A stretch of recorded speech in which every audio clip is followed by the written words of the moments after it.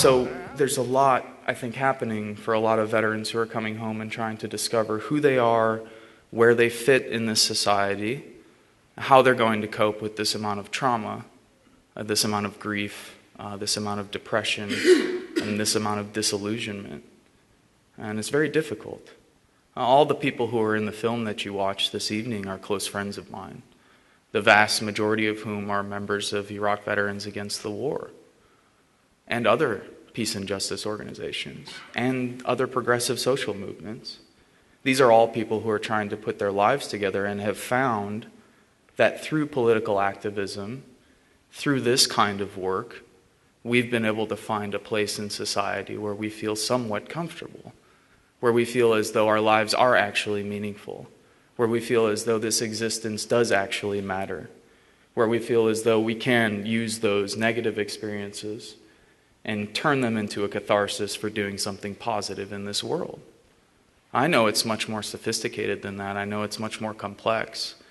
But sometimes, when I talk about that complexity, I think we get away from the very human dynamics of what it means to go and participate in those kinds of actions, to have some of your best friends killed, to go pick up their body parts, to watch people being tortured, to participate in that, to take other people's lives, and then to have to come home and essentially try and assimilate back to a 9-to-5 reality, which I don't think is normal anyway.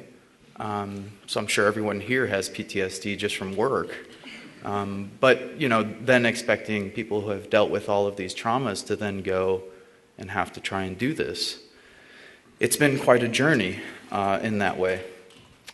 So I just want to talk briefly about my past experience, and then I'd like to sort of shift the conversation into what's happening in America, why I think these issues are so serious and prescient in our time, and I think now maybe more than ever, with a global capitalist system, with global warming, with militarism and drones and the proliferation of militaristic technology now being developed and used around the world. I do think that we're living in a truly desperate time. And that's not to depress anyone or sound defeatist. I just think we all need to be very honest and clear about how serious the situation is in the world, and particularly in the most powerful, wealthiest nation, the United States. So I grew up basically a working class kid, south side of Chicago. I had a stay-at-home mom. Dad was a union iron worker. Grandfather, uncles were all steel workers, union steel workers, and railroad workers. My grandfather was in what we call in America the Memorial Day Massacre in 1937, where several union members were gunned down by Chicago police. My grandfather used to often tell a story about a Chicago police officer sticking a revolver in his mouth and asking him whether or not he was a communist.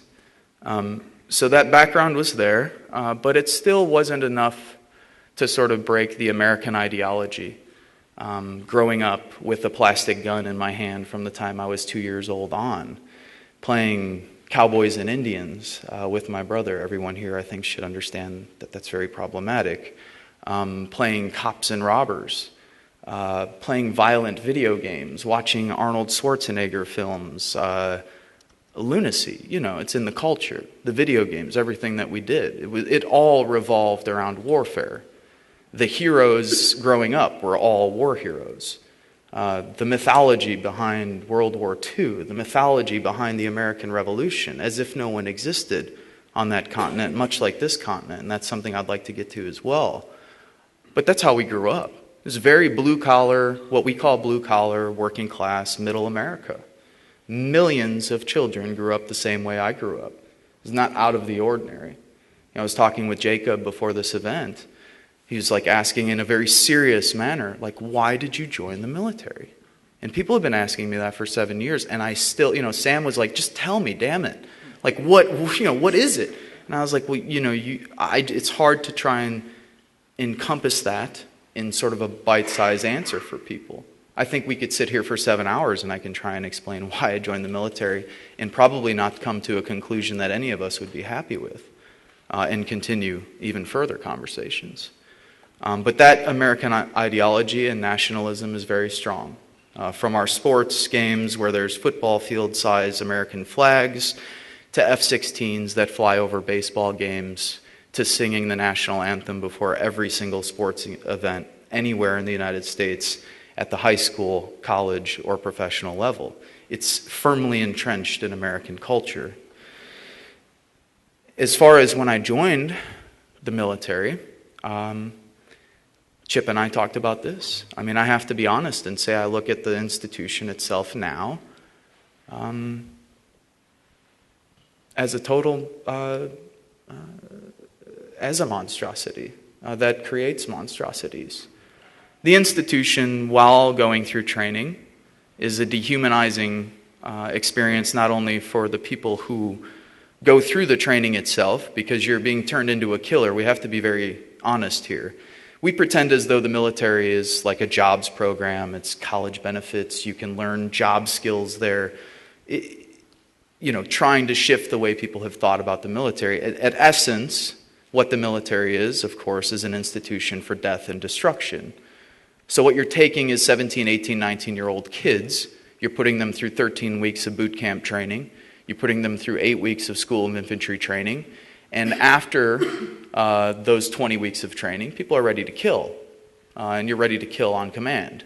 And that's what you're meant to do. You're meant to be a mindless machine. You follow orders. That's what the military is all about. You don't think for yourself. You don't have agency. You're not a human being. You're a cog in a gigantic machine. And for those who have power and wealth, of course, you're just another number. And for the generals, you're just a body. That's what we used to refer to other Marines as bodies. Like, yeah, we need more bodies here. Get more bodies on the ground. Get more boots on the ground. You're not a person, you're a boot. Get more boots on the ground. And what's inherent to that training? Well, people in the Middle East are referred to as sand niggers, hajis, camel jockeys, towel heads, barbarians, terrorists, women, bitches, cunts. Women Marines referred to as WMs, walking mattresses. That's why 1 in 3 women who are coming back from military service are reporting military sexual trauma, because their fellow brothers are actually raping them while they're in the service. That's 1 in 3. It's not far removed from the 1 in 4 women in America who already report sexual trauma throughout their lives, or have experienced it at least once. So, again, firmly entrenched in the military culture and in the institution is patriarchy. And homophobia. Of course, everyone is referred to as a faggot, queer, pussy, a cunt.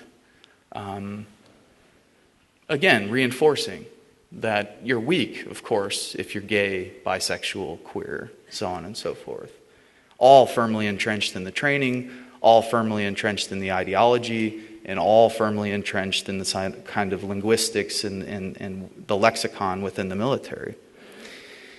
In Iraq, as was talked about in the film, what did we do? We went on house raids, patrolled, either waited to get blown up by IEDs or mortars, because tactically it's insane. Everybody knows that you cannot win a counterinsurgency war, whatever winning would be. It's never happened. You can talk to the British who've been to Malaysia. You could talk to the French who've been to the Algiers. You could talk to the Americans and Australians and the rest who've been to Vietnam and Korea. And the Soviets in Afghanistan and the United States in Afghanistan and Iraq, and every single time militarily have had their asses kicked, and rightfully so. But have also caused tremendous amounts of death and destruction, as Chip mentioned. 1 million Iraqis dead. 7 million Iraqis displaced within a country of 25 to 30 million people. An entire generation lost. People forget that when there's a war for 10 years, kids don't go to school. You don't develop. You drop depleted uranium-coated rounds that have a half-life of X amount of billion years, and so now you have birth defects in towns like Ramadi and Fallujah that are 500% what they were 10 years ago. We've absolutely devastated that country, the United States and the West.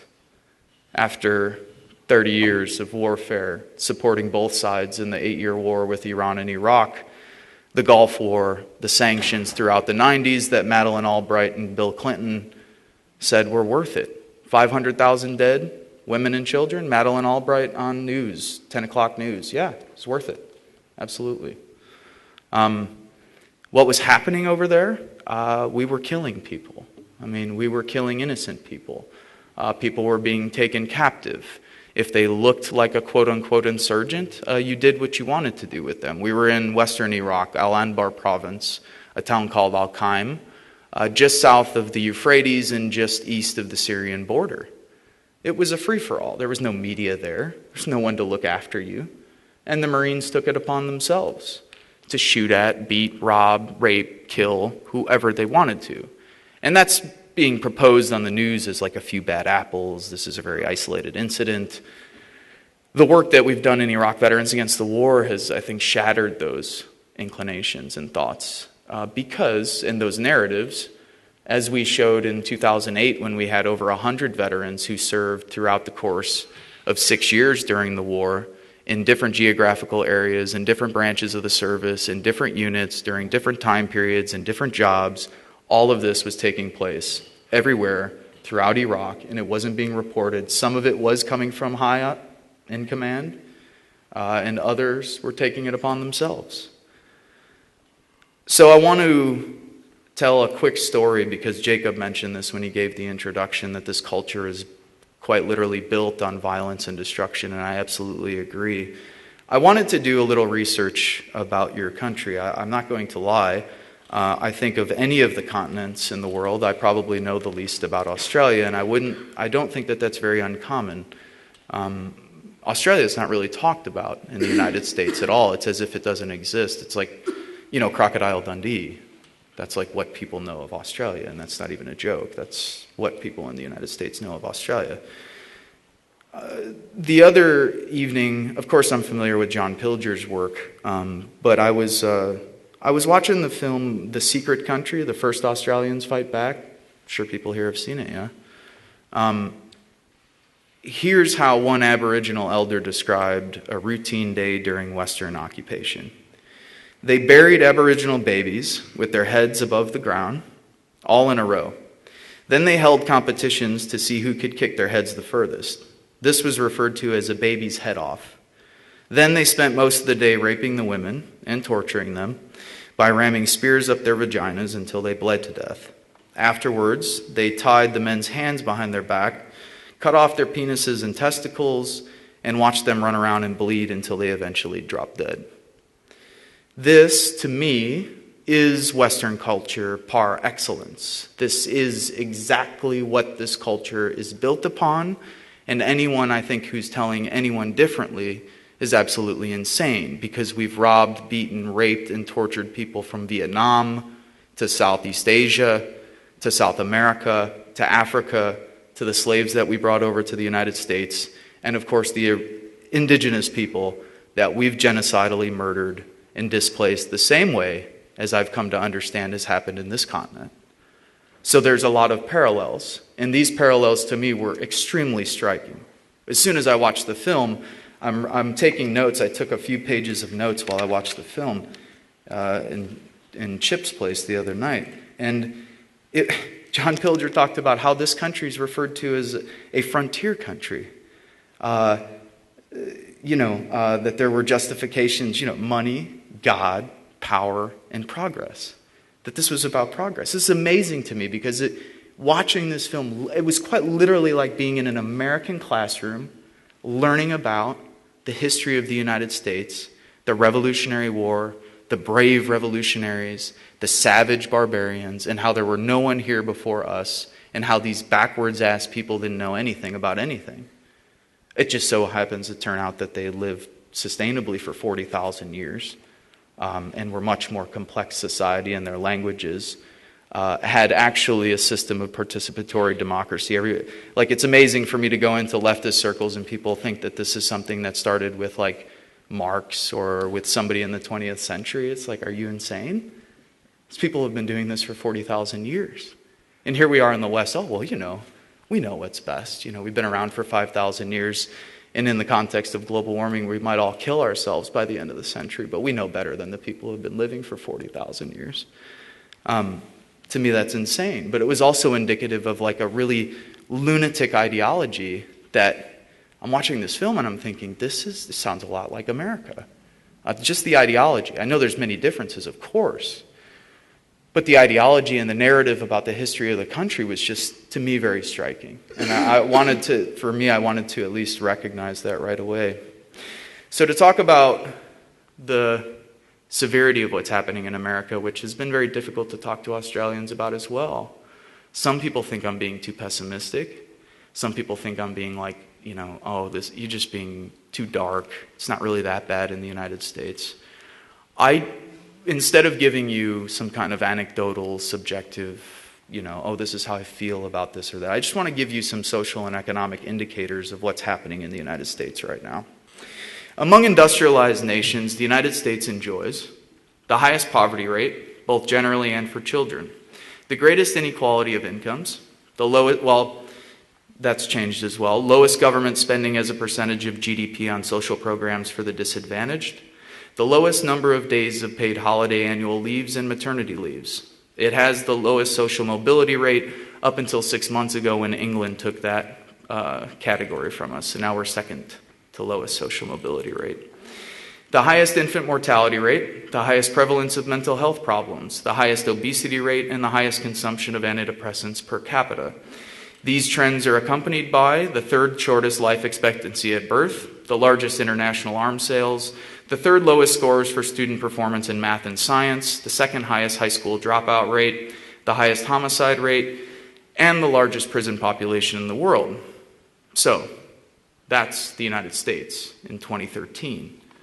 According to the financial advisory firm Deloitte, income inequality in the United States is currently the highest it's been since the Great Depression, with 400 Americans owning more wealth than 155 million Americans combined. Okay, let me say that again to just be very crystal clear. There are 400 American millionaires and billionaires who own more wealth than 155 million Americans combined. Microsoft founder Bill Gates leads the list of America's wealthiest with a net worth of $66 billion. If this isn't obscene enough, Deloitte's analysis predicted, based on current trends, that U.S. millionaires will see a 225% increase in their wealth by 2020. Accounting for hidden wealth in offshore accounts, they are projected to have over $100 trillion in total assets and wealth within the next decade. That's just the top 1% in America. If our last election is any indicator, these trends will continue as well. However, I will say, on a halfway jokingly note, as Naomi Klein mentions, according to a recent Wall Street Journal poll, over 94% of American millionaires are scared of riots in the streets. So indeed, for me, there's a little reason for hope. But I mean, on a serious note, this is very true. We saw this with the Occupy movement, a coordinated crackdown. And it was quite small. The interesting thing, I was talking to Sam, the interesting thing about American power is it's much like the big bully in school. It's like that big guy in school who kicked everybody's ass until that one little guy or little woman stood up to him and punched him right in the mouth, and then he went home screaming and crying. That's a lot like America. You have to understand that once we started getting our ass kicked in Vietnam, we couldn't handle it anymore. It was like, oh my God, they're actually going to fight back. Like there's casualties on our side, not just their side. It's the same with what happened with Occupy. There was only 50,000 people in the streets in New York. People have to realize it's a city of 15 million people. 50,000 people on the streets. 5,000, 10,000 people on the streets in Oakland, California, and all of the mayors from these towns and the FBI had a coordinated crackdown on the Occupy movement. Just 50,000 people. They were scared shitless. And as the Wall Street Journal poll mentions, 94% of American millionaires are scared that people are going to finally have enough. Now, I don't know if that means that that's going to happen anytime soon. I think what that means is that we have to realize that their power is not omnipresent and omnipotent, and that they can do anything and everything at any time, And I hear that a lot from people on the left. They're like, oh, they control everything. Anything and anything you do, like we can't do anything because they have this hegemonic power that will never be defeated. Well, it turns out that the people who have stood up to them usually knock them on their ass really quickly. They don't really know how to react to people resisting. People have been pacified into this consumer culture for so long that they expect people to just go to work, play golf, watch TV, play video games, and die. That's it. That's what they expect from you. They expect shit from us in this room. They expect shit from anybody out there. You go to work, you pay your bills, you watch TV, you retire, you die. You don't do anything special.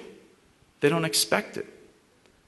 I think it's insulting on a level that I can't quite describe.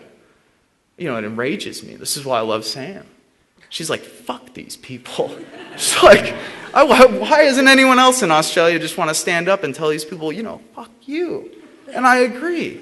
I don't think it does us any good to always be angry and be yelling and this or that, but there should be some level of anger, yeah? I mean, we shouldn't all just sit here and go, well, geez, it's pretty bad. I mean, I think we should have some level of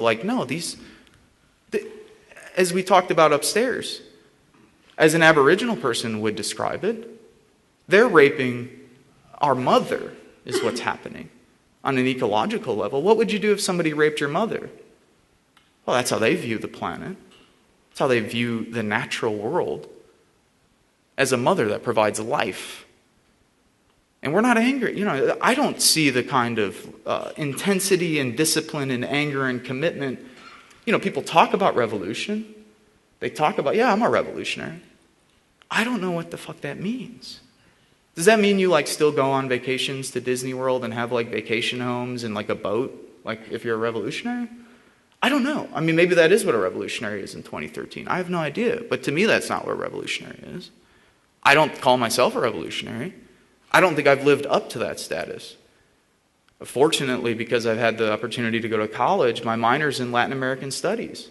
That's all I've read about for the last 6 years has been revolution in Latin America. Am I willing to call myself a revolutionary? No. Not when I look at the kind of work and the kind of commitment and the kind of dedication and the kind of sacrifices that true revolutionaries were willing to make. Hence, I don't call myself one. I'm getting off into probably what I'd like to finish with, but I'd like to also mention, to get back to just how insane the American empire is. Currently, the United States has the biggest military empire the world has ever seen. Okay, conservative numbers indicate that the United States spends on its military what the rest of the world spends combined, not to mention that NATO countries make up about 60 to 70% of all military expenditures in the entire world.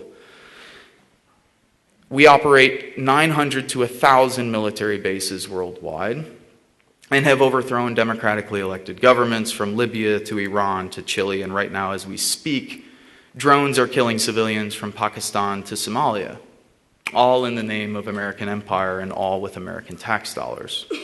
Clearly, while the United States continues to occupy, destroy, and dismantle societies around the globe, I often like to mention that Dr. Martin Luther King's observation in 1967 that every bomb dropped on Vietnam explodes in the streets of America, it rings true today.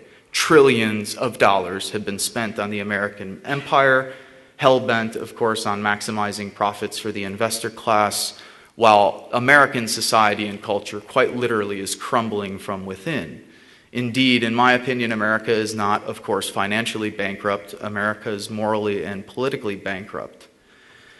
Thinking about a lot of these issues, I've come to the conclusion that for me, right now in my life, the most important issue of our time is talking about ecological devastation and global warming. That's not to say that that's disconnected from patriarchy. As Sam and I were talking earlier today, I think the same violation imperative, as a good friend of mine, Derek Jensen, says, it's the same mentality that allows you to treat women in this culture as though they're an object to be penetrated or fucked or whatever you want to do with them, is the same mentality that people have with the earth. It's here to be extracted, messed with, toyed with, taken. The soil's here to toil, use, develop, build, progress, and so forth. I agree with him wholeheartedly. I also agree with many other feminists who've made the point for many, many years. So for me, I think we should immediately recognize that climate change and ecological devastation are very pressing issues of our time, and that they have to be connected to militarism and empire, as the United States military is currently one of the largest users of fossil fuels in the world. Some estimates say that they are larger than the United States itself, using the fossil fuels that it uses for its 1,000 military bases around the world, 14 different aircraft carriers that patrol every sea in the world, and, of course, the thousands of miniature bases, drone operating bases, and so forth that require fuel and petroleum to continue the military-industrial complex. So, again, I want to quote Derek because I love him and his work. Within this culture, wealth is measured by one's ability to consume and destroy. So consequently, a groundbreaking marine voyage by scientific vessel Tara revealed the disturbing state of the world's plastic-filled oceans. Chris Bowler, scientific co-coordinator of Tara Oceans, regretfully notes that plastics are now found in every portion of the planet's water systems. Even more insane, plastics are now found in Inuit mothers' breast milk. Adding to this lunacy, the world's top oceanographers now predict that most of the ocean's large fish will be gone by 2048, leading one scientist to cynically suggest this generation's children will enjoy eating plankton and jellyfish burgers, if at all. For more evidence, I think, of our ecological insanity, Natural News reports, quote, "The cost of genetically modified corn and soy feed for conventional cattle in the United States is surging so high and availability plunging so low as a result of persistent drought conditions and resulting crop failures, of course, within the context of changing weather patterns and global climate change, that conventional feedlot farmers are now having to seek out less expensive and more plentiful alternatives for their cattle, such as corn syrup-laden gummy worms, nutrient-devoid marshmallows, and chemical-laden ice cream sprinkles. These are among the many junk foods now being served to American cattle." According to, on some levels it is funny, and then on other levels there's 250 million Americans who are then consuming that beef. According to Climate Vulnerable Forum, a partnership of 20 developing nations threatened by climate change, a combined climate-carbon crisis is estimated to claim 200 million lives between now and the end of the next decade. So to be clear, these are all conservative numbers. Others assume that our species will perish by the century's end. That's why Noam Chomsky's been talking about it for 40 years. Some argue nano and biotechnology are going to save us, and others are banking on genetically modified human DNA and artificial intelligence. To me, these schools of thought are just as insane as those who deny that climate change is taking place in the first place. I think, for us, what we must do to change our collective institutions or to abolish them, but also a reconfiguring of our relationship to the planet, as I'm often reminded by our indigenous brothers and sisters. 98% of old-growth forests are gone in the world. 90% of our natural prairies are gone, and over 200 species become extinct daily. On this note, I should also mention that according to a recent article in the New York Times written by former NASA's top climate scientist James Hansen, quote, "Canada's tar sands in the XL pipeline contain twice the amount of carbon dioxide emitted by global oil use in the entire history of the world.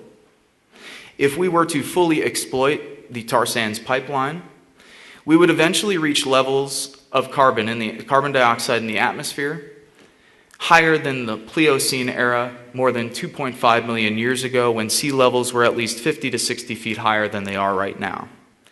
Clearly, if exploited, according to James Hansen and most other climate scientists in the world, well, at least 98.9% of them, the tar sands in the United States, coming from Alberta, Canada, going down to Texas to be exported in the neoliberal global market, will present the death nail in the coffin for human civilization. I don't know how much more serious we could get. And I don't know if anyone here has better data than the top climate scientists in the world. If you do, I'd be interested to read the 40,000 peer-reviewed journals that you've written. For me, and I don't mean that to be a smartass, but somehow it's amazing to me that I run into people at these events who are like, well, it's not that bad.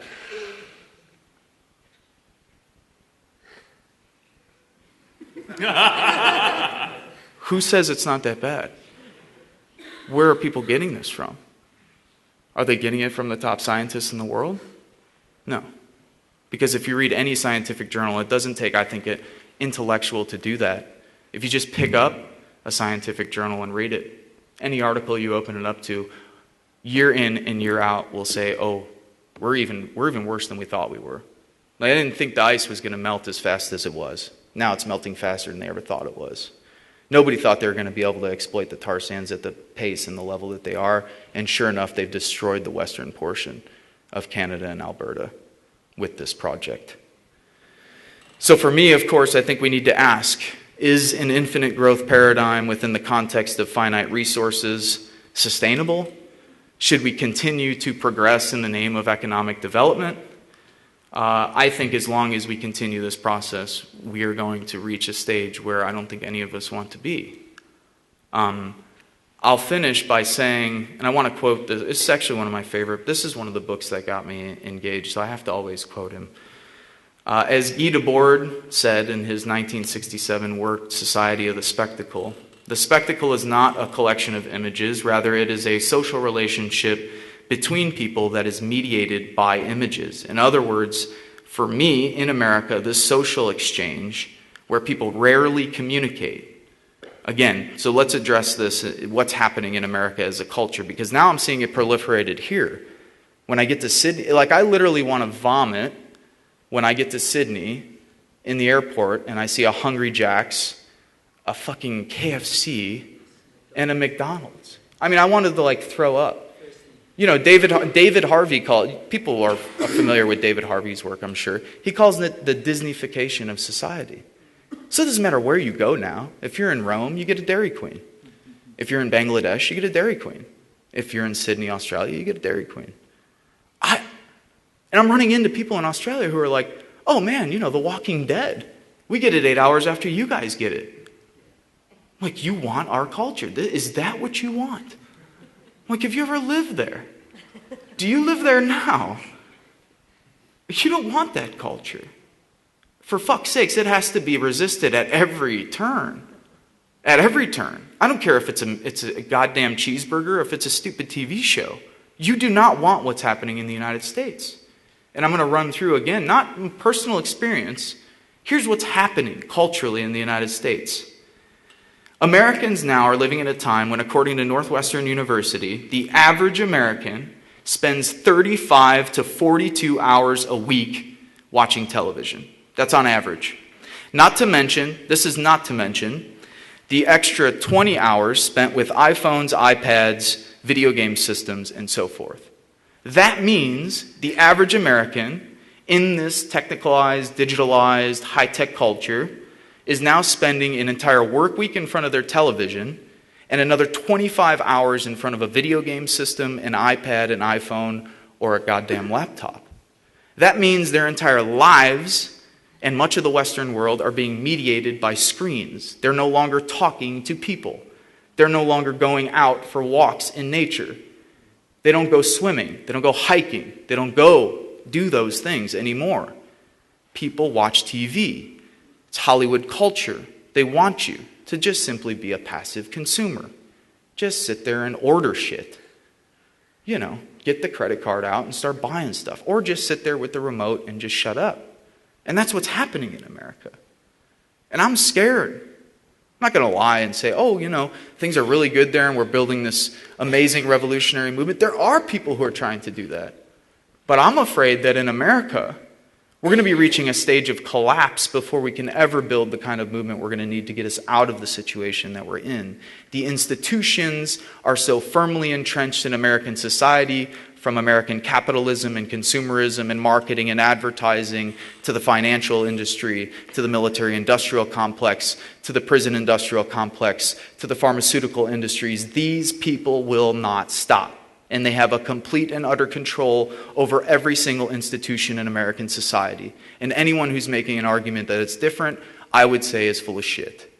And there's no empirical evidence or data to back up the fact that they do not have control over every aspect of American society and culture. And this is what we're talking about here. You know, I don't want to leave I feel like this has went, and I don't want to get into this negative defeatist attitude. But I have to agree, I mentioned it earlier while we were sitting having some beers before the event. I agree with Cornel West. I mean, I'm a prisoner of hope. Got to have some hope. Chip and I have been talking about it for the last 4 days.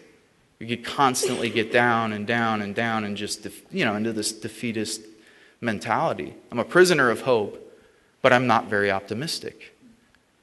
I can't lie. I have to be serious. The data that we have leads me to believe that not only in the United States in the short term, we're going to be facing a situation that the nation has never faced before, quite literally on the verge of collapse from every indicator that we know of. But then globally, how are we going to deal as a global society of 7 to 9 billion people by the middle of this century? How are we going to live together?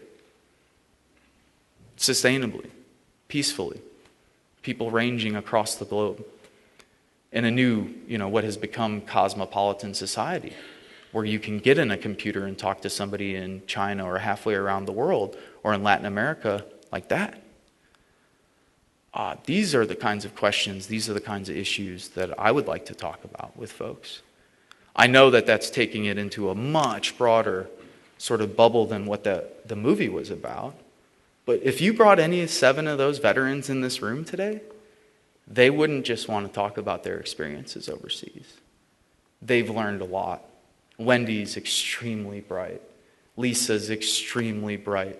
Jason Moon is probably one of the more compassionate, loving, caring, culturally vibrant people I've ever met. Sergio, Chris, Derek.